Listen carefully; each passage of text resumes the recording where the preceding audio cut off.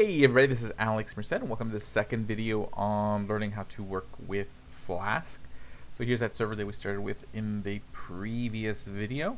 Okay, so bottom line is what I want to do in this video is talk about how to use URL params and URL queries to grab the information inside. So basically let's create another route at app.get, and this one we'll just say it's going to be to /param/ and then we're going to use this symbol here. We're going to say param. Okay, and what this means is that this part of the URL is a variable. Okay, and if I want, I can even type it. I can say, hey, like this is a integer, and that's going to be a number, so that way it automatically converts it from a string to a number. Okay, you can do that. I'm not going to right now. Keep it simple. Okay, so then, like we did before, we're going to create a function. Again, the function name doesn't really matter, but I always just kind of give it some sort of name that relates to what the route is. Okay, and then what this one's going to do is we have to define an argument, because this param gets passed in as an argument called param. So whatever we call it, that's what gets passed in. Okay, and then what we'll do is we'll return a dictionary that just says that the key is param, so we can see that that's the param, and then we put in the param. Okay, and then that should be it. So let's restart the server.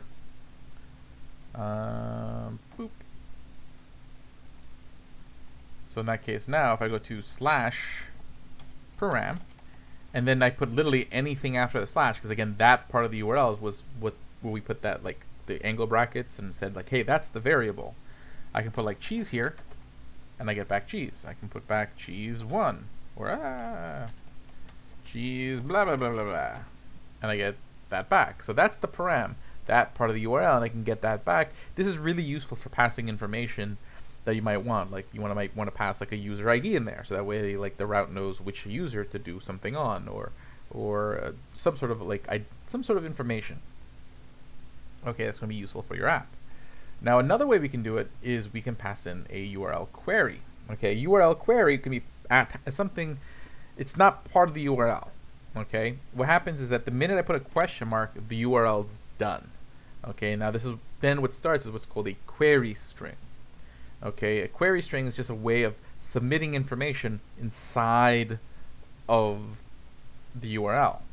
So now that we have the query beginning, I can type in a key. So we'll just say like bread, and then I can say equals something. So we'll say rye, and then if I want to add another key value pair, I just do the ampersand, and I can just say cheese equals Gouda, and blah equals blah. Now, so in that case, now the problem is right now I'm not using them. So if I hit enter on this, the URL works, because again, this is not part of the URL. So the server is going to match it up based on this part and say, okay, hey, this matches that route here.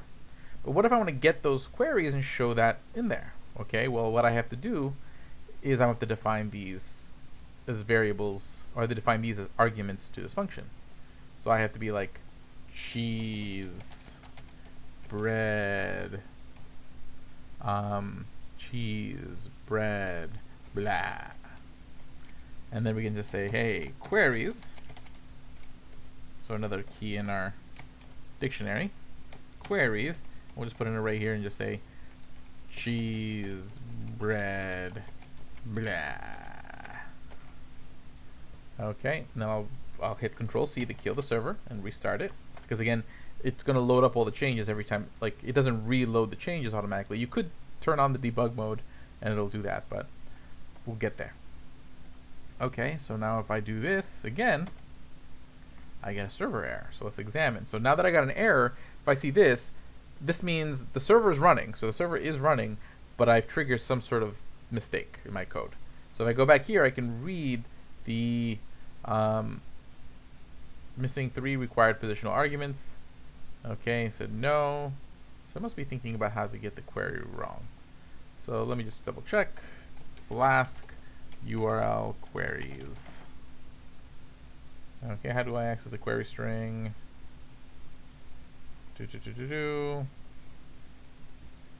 request that. Oh, okay. My bad. So many different frameworks. I think I was confusing that with like either Fast API or Ruby Sinatra. So many different frameworks. So what's going to happen here is that there's another object we can import from the Flask library called request, and this is going to allow us to get like the request body, I guess now the query string. So really, what I want to do here is not this. I don't need to define an argument for the queries. Okay. What would happen here is I would just do like request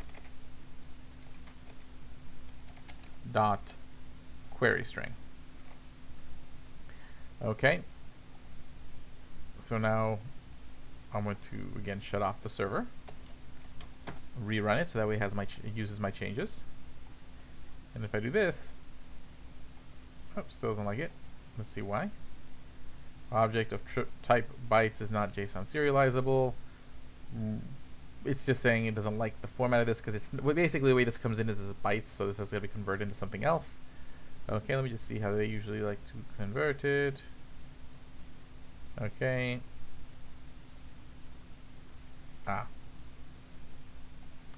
Okay, so they want us to use this. Okay, the full URI available is a request that URL, and the query string is available at query-string.decode. Okay, here's an example. Well, let's try the decode. And actually, let's see if we can turn on the debug mode. So over here, we just type in like debug, and I think. Okay, and then you say true.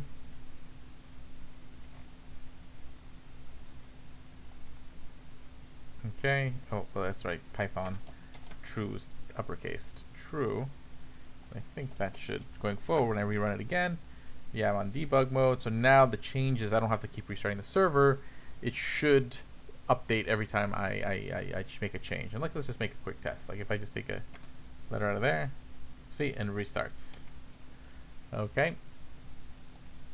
So with that, let me add the decode. So let's go back to our route here and type in dot decode. Okay, and now that's going to restart. And let's hit refresh. And there we go. We get we see right now we're just getting the actual string. Okay, that's not super useful. I mean, unless you want to do the string parsing yourself. So, as mentioned in here, if I want to get like a particular thing, what I have to do is I have to use this argument here, regard request.args. Okay. So I'll do something like this. I'll just say, okay, I want to pull in bread. And we would do like request.args.get, and I say, hey, I want bread. Okay. And now if I hit refresh, okay, see, I get bread. Okay, so if you want to get the individual queries, you have to kind of know which queries you plan on putting at the end of the URL. Okay, so unlike someone can just submit random queries and your server is going to do anything with it, you kind of have to kind of design it with sort of intention that I intend these queries to be at the end of the URL, so that way you can, you know, grab them just like that. Okay, and that's kind of how you do that. So just to recap again, params this way, queries we can just fetch this way, and then technically if you want to not have to restart the server over and over again, you can just do debug equals true in your app.run. And again, this is not necessarily for production. When you deploy a Python web application, what generally is going to happen is that you're going to need something either like GUnicorn, Uvicorn. There's a bunch of these different like web, like production grade web servers that are out there. And then what those will do is you'll point them to the app. You'll say, okay, say here's where the app object is in this file, and then they're going to grab the app object and run the server through them. But when you're developing, this is what you do. When you're just developing the app, and then you'll use GUnicorn or something like that, which is a little bit more complicated. We might go down the road if we talk about deployment later on. Okay, cool. But that's this video. I'll see you guys later on.